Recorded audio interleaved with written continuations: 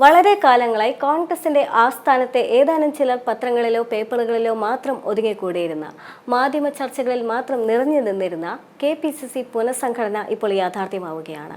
K Sudhakaran അധ്യക്ഷ സ്ഥാനത്ത് നിന്ന് ഒഴിയുന്നു, പകരം ആന്റോ ആന്റണിക്ക് സാധ്യത എന്നതാണ് ഏറ്റവും പുതുതായി പുറത്തുവരുന്ന വാർത്ത.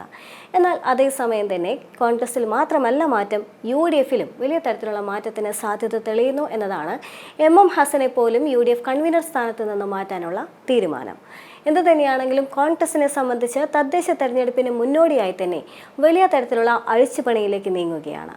ഈ അഴിച്ചുപണിക്ക് പ്രധാന ആധാരം എന്നത് തദ്ദേശ തെരഞ്ഞെടുപ്പിൽ പൂർവാധികം ശക്തിയോടെ സംസ്ഥാനത്ത് കോൺഗ്രസ് തിരിച്ചു വരിക എന്നത് തന്നെയാണ്.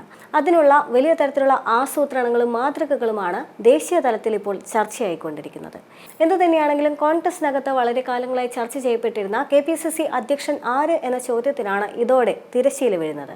കെ സുധാകരൻ തന്റെ സ്ഥാനം നഷ്ടപ്പെടാതിരിക്കാനുള്ള എല്ലാ അടവുകളും 18 അടവും പയറ്റിയതാണ്. പക്ഷേ ഒടുവിൽ AICC നേതൃത്വം തന്നെ ഒരു തീരുമാനത്തിലെത്തിയിരിക്കുകയാണ്. ഇനിയും ഇക്കാര്യത്തിൽ ഒരു തീരുമാനമെടുത്തില്ല എങ്കിൽ സ്വാഭാവികമായും വലിയ തരത്തിലുള്ള പ്രത്യാഘാതങ്ങൾ ഉണ്ടാകേണ്ട സാഹചര്യം വരും എന്ന തീരുമാനത്തിലേക്ക് AICC നേതൃത്വം എത്തിയിരിക്കുകയാണ്. കഴിഞ്ഞ കുറച്ച് നാളുകൾക്ക് മുൻപേ തന്നെ കേരളത്തിലെ സാഹചര്യങ്ങളും കേരളത്തിലെ നേതാക്കളുടെ അഭിപ്രായങ്ങളും കേരളത്തിലെ എല്ലാ രാഷ്ട്രീയ സാഹചര്യങ്ങളും പഠിച്ചുകൊണ്ടും ദീപാദാസ് മുൻഷി ദേശീയ നേതൃത്വത്തിന് കൃത്യമായ വിവരങ്ങൾ കൈമാറിയതാണ്. പക്ഷേ എന്നിട്ടും അധ്യക്ഷ സ്ഥാനത്തെ സംബന്ധിച്ച് യാതൊരു തരത്തിലുള്ള ചർച്ചകളോ അല്ലെങ്കിൽ നീക്കങ്ങളോ പ്രത്യക്ഷമായി AICCയുടെ ഭാഗത്തു നിന്നും ഉണ്ടായിരുന്നില്ല. പക്ഷേ ഇപ്പോഴാണ് ഇത്തരമൊരു നീക്കമുണ്ടാകുന്നത്.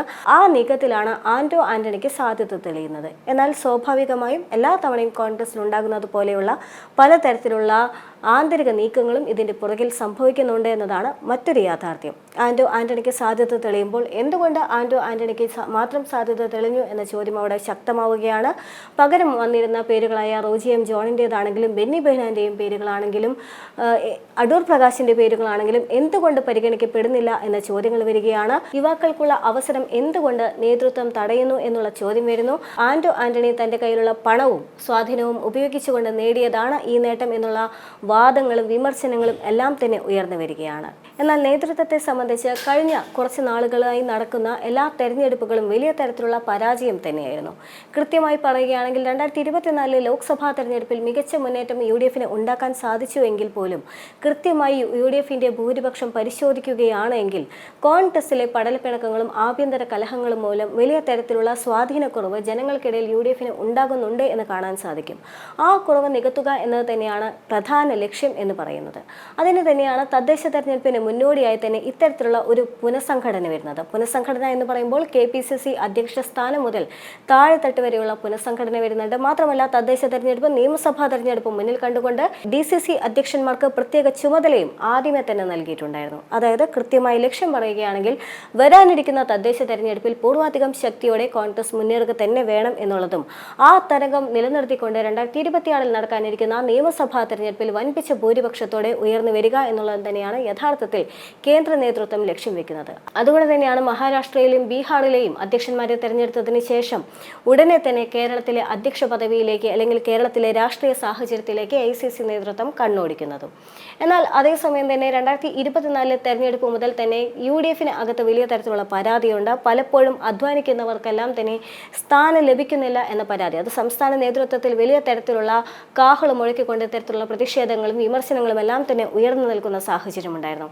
ഈ സാഹചര്യങ്ങളെല്ലാം തന്നെ മുൻനിർത്തിക്കൊണ്ടാണ് കേരളത്തിൽ VD സതീശനെതിരെ വലിയ തരത്തിലുള്ള പടപ്പുറപ്പാട് ഉണ്ടായിരുന്നത്, കെ സുധാകരനെതിരെയും വലിയ തരത്തിലുള്ള പടപ്പുറപ്പാട് ഉണ്ടായിരുന്നത്. എന്നാൽ വീണ്ടും ആന്റോ ആന്റണിക്ക് സാധ്യത തെളിയുമ്പോൾ ആന്റോ ആന്റണി എത്രമാത്രം ജനകീയനായിരുന്നുവെന്നും അദ്ദേഹത്തിന്റെ മണ്ഡലത്തിലെ അദ്ദേഹത്തിന്റെ പ്രവർത്തനങ്ങളും വികസന പരിപാടികളും എന്തുമാത്രം ഉണ്ടായിരുന്നു എന്നുള്ളതെല്ലാം തന്നെ ചർച്ച ചെയ്യപ്പെടുകയാണ്.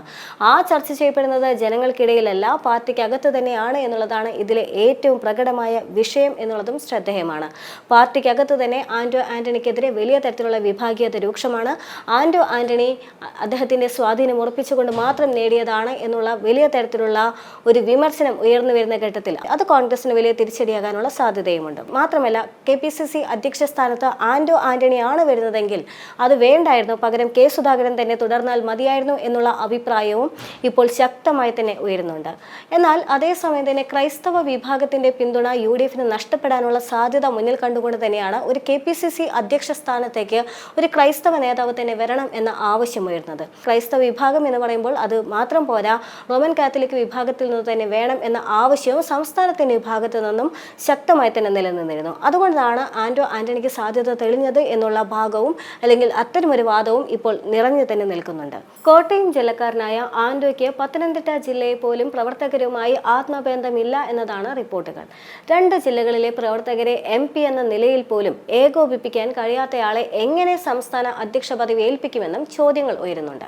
നിലവിൽ K സുധാകരൻ തുടർന്നു കഴിഞ്ഞാലും കുഴപ്പമില്ല, പാർട്ടിക്ക് ക്ഷീണമുണ്ടാവില്ല എന്നും അതേസമയം ആന്റോ ആന്റണി അധ്യക്ഷനായി കഴിഞ്ഞാൽ സംഘടനാ തലത്തിൽ ദുർബലമായിരിക്കുമെന്നും പാർട്ടി തകരുമെന്നും ആന്റോയുടെ അധ്യക്ഷ പദവി കോൺഗ്രസിന്റെ വാട്ടർലൂ ആകുമെന്നും ഒരു പറ്റം നേതാക്കൾ കൃത്യമായി തന്നെ വ്യക്തമാക്കിയിട്ടുണ്ട്. പാർട്ടി അധ്യക്ഷ സ്ഥാനത്തേക്ക് ആദ്യം ബെന്നി ബെഹനാനെ പരിഗണിച്ചിരുന്നുവെങ്കിലും ചില ക്രൈസ്തവ സഭകളുടെ തന്നെ എതിർപ്പും കേരള കോൺഗ്രസ് എമ്മിന്റെ മടങ്ങിവരവിനുള്ള സാഹചര്യവും പരിഗണിച്ചുകൊണ്ട് അദ്ദേഹത്തെ വേണ്ട എന്ന് വെക്കുകയായിരുന്നു. ബെന്നി ബെഹനാൻ അധ്യക്ഷനായി കഴിഞ്ഞാൽ പഴയ A ഗ്രൂപ്പ് സംവിധാനം പൊടിതട്ടി എടുത്തുകൊണ്ട് പാർട്ടിയെ പിന്നിലേക്ക് നയിക്കുമെന്നും വാദങ്ങൾ ഉയർന്നിരുന്നു. അതോടെയാണ് തീർത്തും ജനകീയനല്ലാത്ത ബെന്നിക്ക് പ്രാമുഖ്യം കുറഞ്ഞത്.